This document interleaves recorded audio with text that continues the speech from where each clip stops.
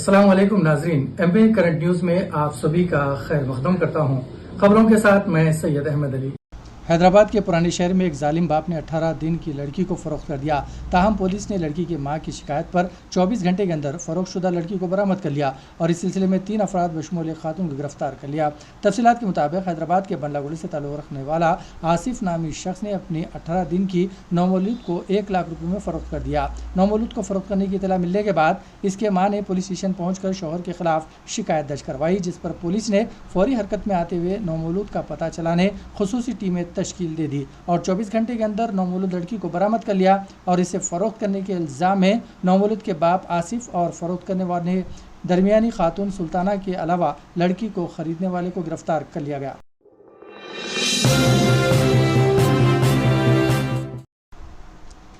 حیدرآباد کے آغاپورہ نامپلی علاقے سے تعلق رکھنے والے 3 خاندان کے چند افراد کو اس وقت برقی شاک لگنے سے ہسپتال منتقل کر دیا گیا جب یہ تمام پرانے شہر کے جلپلی میں واقع ایک فارم ہاؤس کے سوئمنگ پول میں تیرانے آئے ہوئے تھے کہ یہ حادثہ جمعرات کی رات پیش آیا۔ ان تمام کی حالت مستحکم بتائی گئی ہے۔ تفصیلات کے مطابق آغاپورہ سے تعلق رکھنے والے 3 خاندان کے 50 سے زائد افراد تفریح کے لیے جلپلی کے ایک فارم ہاؤس گئے تھے۔ ان میں چند افراد جن میں زیادہ تر بچے ہیں رات کے وقت سوئمنگ پول تیرنے پانی میں اترے تھے۔ بتایا جاتا ہے کہ سوئمنگ پول کے پاس ایک برقی وائر جس کا کچھ حصہ کٹا ہوا تھا پانی میں گر گیا، جس کے نتیجے میں برقی رو سوئمنگ پول کے پانی میں دوڑ گئی اور سوئمنگ پول میں تیرنے والے افراد کو برقی شاک لگ گیا۔ فوری طور پر ان تمام کو ہسپتال منتقل کر دیا گیا جہاں ان کی طبیعت مستحکم بتائی جاتی ہے۔ محکمہ موسمیات نے انتباہ دیا ہے کہ تلنگانہ میں آئندہ 5 دنوں تک اوسط سے بھاری بارش کا امکان ہے۔ اس سلسلے میں متعلقہ اضلاع کو یلو الرٹ جاری کر دیا گیا ہے۔ جمعرات سے جمعے کی صبح تک نظام آباد، جگتیال، بھوپال پلی، محبوب آباد، ورنگل، ہنمکنڈا اور محبوب نگر کے اضلاع میں جمعرات سے جمعے کی صبح تک گرج چمک کے ساتھ بارش کے امکانات ہیں۔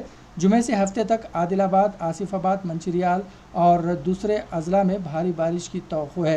شمالی تلنگانہ میں ہفتے کے روز بہت سے مقامات پر گرج چمک اور تیز ہواؤں کے ساتھ بارش کے امکانات ہیں۔ اس سلسلے میں متعلقہ اضلاع کے لیے یلو الرٹ کا اعلان کر دیا گیا ہے۔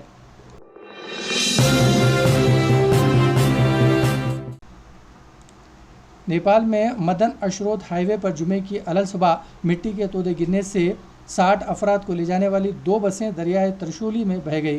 واقعہ کھٹمنڈو جانے والی 2 بسیں اینجل بس اور گنپتی ڈیلکس کے ساتھ علاقے میں شدید بارش کے درمیان 3:30 بجے کے قریب پیش آیا۔ چتون کے چیف ڈسٹرکٹ آفیسر اندوا یادو نے نیوز ایجنسی ANI کو بتایا کہ بسیں جب ہائی وے پر سے گزر رہی تھی اسی وقت مٹی کے تودے گرنے لگے جس سے سڑک سے گزرنے والی بسیں دریا میں گر گئیں۔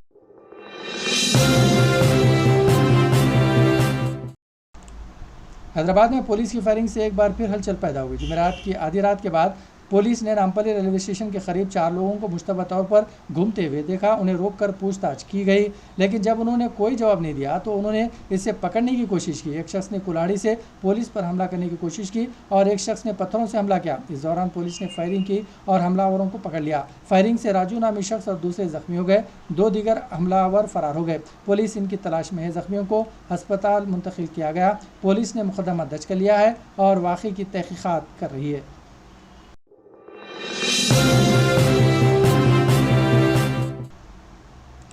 ممبئی ہائی کورٹ نے جمعے کو بھیونڈی کی عدالت کے اس حکم کو منسوخ کر دیا جس میں راشٹریہ سیوا سنگھ RSS کے ایک کارکن کی طرف سے راہل گاندھی کے خلاف دائر مجرمانہ ہتک عزت کے مقدمے میں ثبوت کے طور پر کچھ اضافی دستاویزات کی اجازت دی گئی تھی۔ ممبئی ہائی کورٹ کے جسٹس پرتھوی راج کے چوہان نے راجیو گاندھی کی طرف سے دائر درخواست میں یہ حکم دیا جس میں الزام لگایا تھا کہ ٹرائل کورٹ نے RSS کے کارکن راجیش کنٹے کو کچھ دستاویزات پیش کرنے کی اجازت دی تھی۔ بھیونڈی مجسٹریٹ عدالت نے 3 جون کو راجیش کنٹا کے ذریعے جمع کرائی گئی کچھ دستاویزات کو ریکارڈ پر لیا تھا جو راہل گاندھی کے خلاف مقدمے میں شکایت کنندہ ہے۔ مجسٹریٹ عدالت نے بطور ثبوت مبینہ طور پر ہتک آمیز تقریر کے نقل کی اجازت دی تھی جس کی بنیاد پر ہتک عزت کا مقدمہ دائر کیا گیا تھا۔ راہل گاندھی نے اسے ہائی کورٹ میں اس بنیاد پر چیلنج کیا کہ مجسٹریٹ کا حکم راجیش کنٹا کی طرف سے دائر ایک اور درخواست میں ہائی کورٹ کے ایک جج کے حکم کے خلاف ورزی ہے جس میں ہتک عزت کی اسی شکایت سے متعلق تھا۔